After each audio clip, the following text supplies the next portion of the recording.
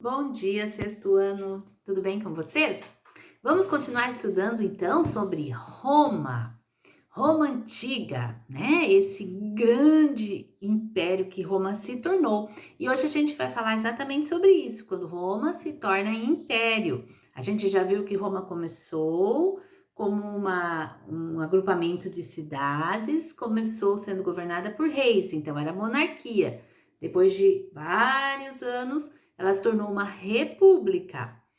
Aí deu uma guerra civil, Júlio César tomou o poder sozinho durante 2 anos. E aí de novo deu uma guerra civil, onde as pessoas estavam guerreando pelo poder dentro de própria Roma, né? Romanos contra romanos. E no ano 27 a.C., Otávio toma o poder como o primeiro imperador romano. Então, a partir de 27 a.C., Roma se torna um império, governado por um imperador. O império, né, ele tem uma grande extensão e é governado por um imperador. Otávio, ele era sobrinho e filho adotivo de Júlio César, e ele que se torna, então, o primeiro imperador romano. Depois ele coloca o nome de Augusto. Augusto significa grandioso, majestoso. Então, Otávio Augusto, certo?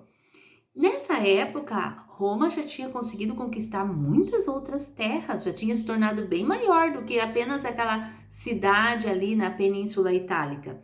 Tinha conquistado terras na Europa, no norte da África e até na Ásia. E essas conquistas agora no Império só foram aumentando. No século II depois de Cristo, que aí nós já temos um outro imperador, o imperador Trajano, foi a maior extensão do Império Romano, onde maior ele ficou. Você vai olhar na página 4 do nosso texto e você vai ver, tem ali o Mar Mediterrâneo e ao redor todo do Mar Mediterrâneo é Império Romano. Foi o maior império da antiguidade e o mais forte, né? Lembra da estátua do sonho de Nabucodonosor, as pernas de ferro, muito forte o Império Romano e dominou toda a região ao redor do Mar Mediterrâneo. O Mar Mediterrâneo na Bíblia é chamado de o Grande Mar, ou Mar Grande. Esse é o mar da antiguidade, onde os povos viviam ali ao redor deste mar. E agora o Império Romano consegue dominar todas as terras ao redor do mar. Ao redor do Mar Mediterrâneo, nós temos a Ásia, nós temos na parte embaixo a África e em cima a Europa. Então, 3 continentes ao redor do Mar Mediterrâneo dominados, boa parte deles dominado pelo Império Romano. Eles chegaram a dominar até a região onde hoje é a Inglaterra, uma grande ilha, né? Que lá na época era chamada de Britânia. Então, veja bem, aqueles povos que a gente já estudou esse ano, todas as regiões desses povos eles dominaram. O Império Romano dominou toda a região da Mesopotâmia, ali do Rio Tigre e Eufrates, entre o Rio Tigre e Eufrates, dominou a região da Fenícia, dominou a região de Israel, tá? Dominou a região do Egito, que é no norte da África. Então, todos esses grandes impérios, toda aquela região da Ásia ali, onde antes foi a Pérsia, todas essas regiões foram dominadas pelo Império Romano, certo? Muito bem. E como é que era a sociedade romana, as pessoas, como é que eram organizadas essas pessoas da sociedade? Muito bem. Se a gente, quando a gente estuda, geralmente a gente faz uma pirâmide social, dizendo as pessoas, conforme elas mandam mais, elas têm mais importância na autoridade. Então, nós temos no topo da pirâmide os patrícios. Os patrícios eram os mais importantes da sociedade. Eles achavam que eles eram descendentes do Rômulo. Lembra que o Rômulo eles consideravam o fundador de Roma, né? Então eles achavam que eles eram os descendentes de Rômulo e eles tinham bastante propriedades de terra, eles tinham bastante gado, eles que tinham mais poder. Então os patrícios estavam lá no topo da pirâmide social. Na sequência vinham os plebeus. Os plebeus eram a maior parte da população, porque eram aqueles que faziam artesanato, os pastores dos animais, os pequenos agricultores, os comerciantes. A grande maioria da população eram os plebeus. Depois, então, patrícios, plebeus, aí depois vinham os clientes. Quem eram os clientes? Os clientes eram os ex-escravos. Eles tinham conseguido não ser mais escravos. Então, ou eles tinham conseguido comprar a liberdade, ou eles eram filhos de escravos que nasceram livres.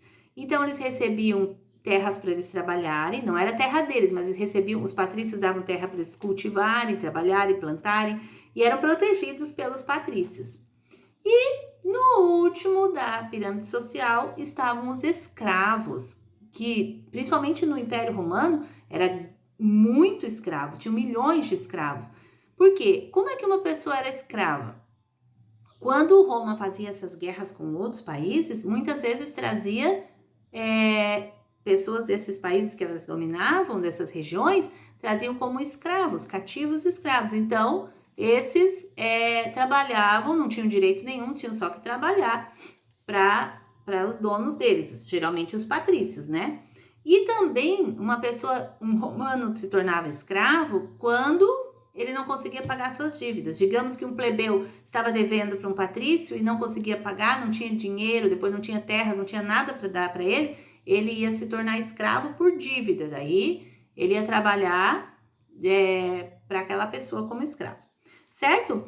Mas, então, alguns desses escravos, como eu falei, que se tornavam os clientes, eles se tornavam livres e conseguiam depois, inclusive, trabalhar como funcionários públicos, ser comerciantes e melhorar a vida deles, então, de escravos para clientes, certo? Então, essa era a sociedade romana. Agora a gente vai falar um pouquinho sobre a cidade de Roma, porque foi uma cidade muito bem construída, com construções bem especiais. Gente, nós estamos falando de Império Romano, é um pouquinho antes de Cristo, e depois ali, até o século IV, até o século V. Então, nós temos aí há muitos anos atrás. E Roma era uma cidade super desenvolvida. Veja bem, eles desenvolveram um sistema de abastecimento de água. Isso vai ser grandes coisas, eu abro a torneira, sai água. Claro, porque tem encanamento, porque tem tubos passando por baixo das ruas, trazendo água pra gente, dos rios. Mas isso é algo bem especial. Mesmo no Brasil, alguns anos atrás, tinha algumas regiões que não tinha água. Aí era bem complicado, tinha que buscar água no poço e tal. Agora lá em Roma, veja bem, lá no século I, no século II, já tinha um jeito de levar água. Tipo, não era encanamento, era aquedutos. A água eles faziam vir do rio, então, pelos aquedutos, que eram tipo um cano aberto, assim, mas construído alto para ele vir descendo, né?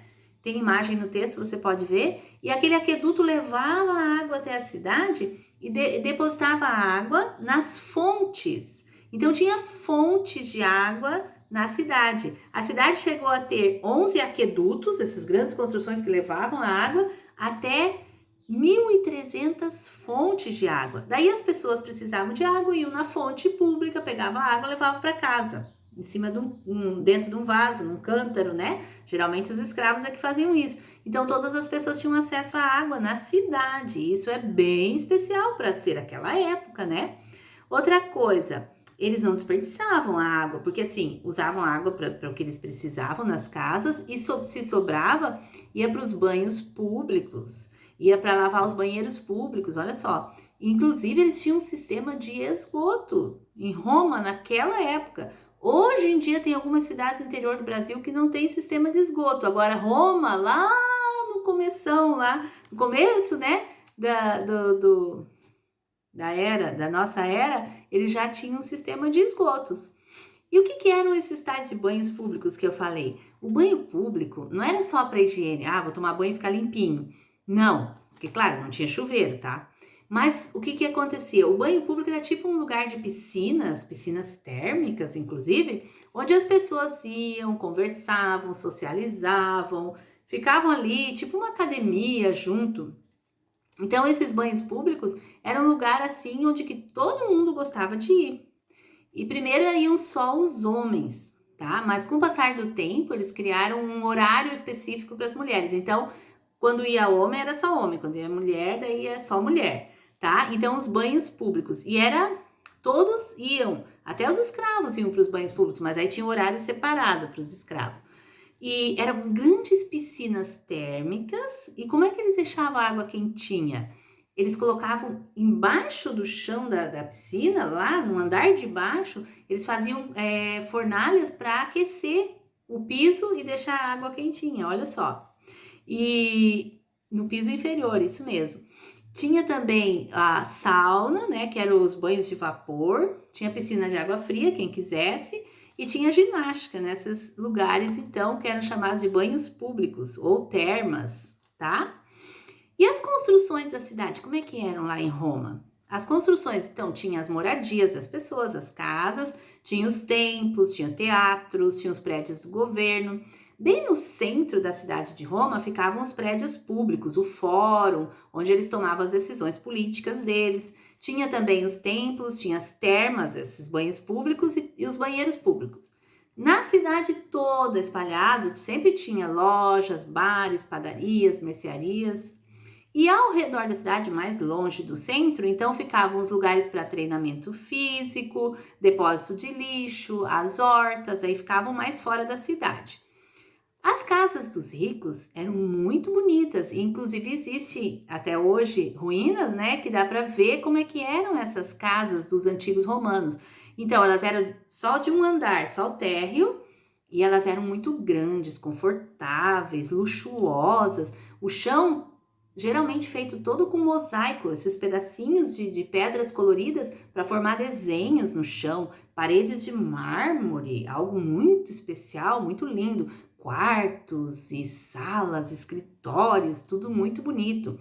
E eles tinham na casa sistema de esgoto e tinham muitas estátuas também, eles gostavam de estátuas, pinturas nas paredes, pinturas no teto e ao redor da casa jardins com colunas, com fontes, muito, muito especial então a casa dessas pessoas mais ricas.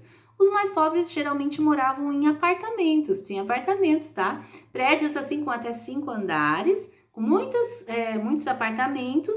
No térreo ficavam a loja, oficina, e nos andares de cima, então, as pessoas moravam. Que mais? A vida deles, assim, o dia a dia, como é que era dos romanos? Eles acordavam bem cedo, nasceu o sol, já estavam levantando.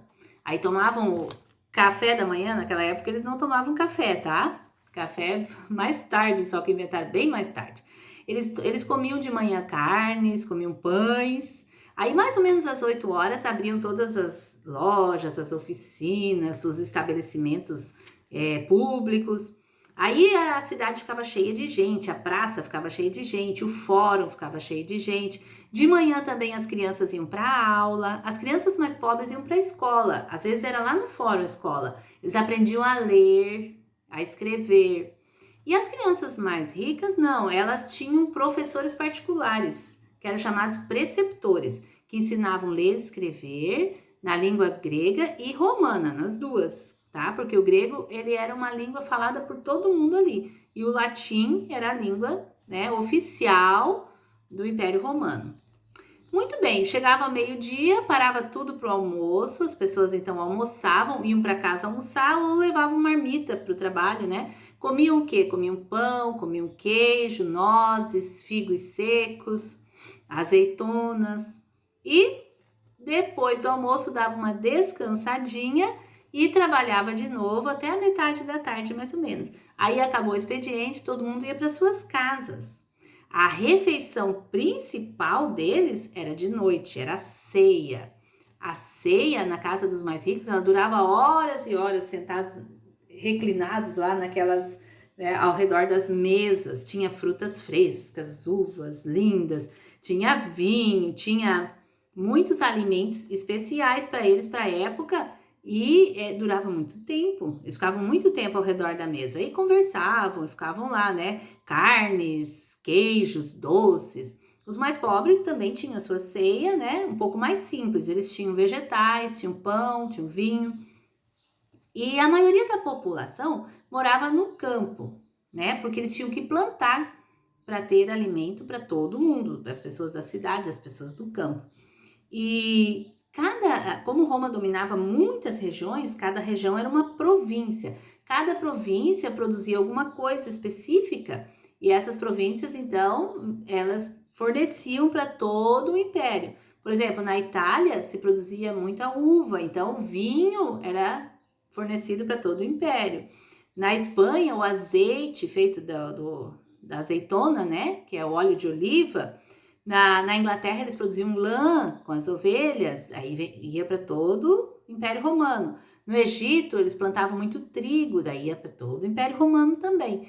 Então, assim era a vida ali em Roma. E era muito importante para eles os anfiteatros, os lugares onde eles iam assistir lutas de gladiadores, tá? Você já deve ter ouvido falar disso. Eles iam assistir também, eles conseguiam, o Coliseu, que foi construído mais tarde, existem as ruínas até hoje, né? O Coliseu foi o maior anfiteatro já construído até então. Nesse Coliseu, eles conseguiam inclusive colocar água, trazendo desses aquedutos, para fazer batalha naval e as pessoas assistirem. Então, os romanos gostavam muito de assistir coisas nesses anfiteatros, tá? E assim era, então, a sociedade, a cidade e a vida cotidiana em Roma, certo? Essa semana é isso que a gente viu. Você vai fazer as atividades, completando a pirâmide social com os grupos sociais que a professora falou, e você vai fazer uma história em quadrinhos, onde você vai contar um pouquinho como é que era a vida nessa cidade de Roma naquela época, tá bom? Uma boa semana de estudos para vocês.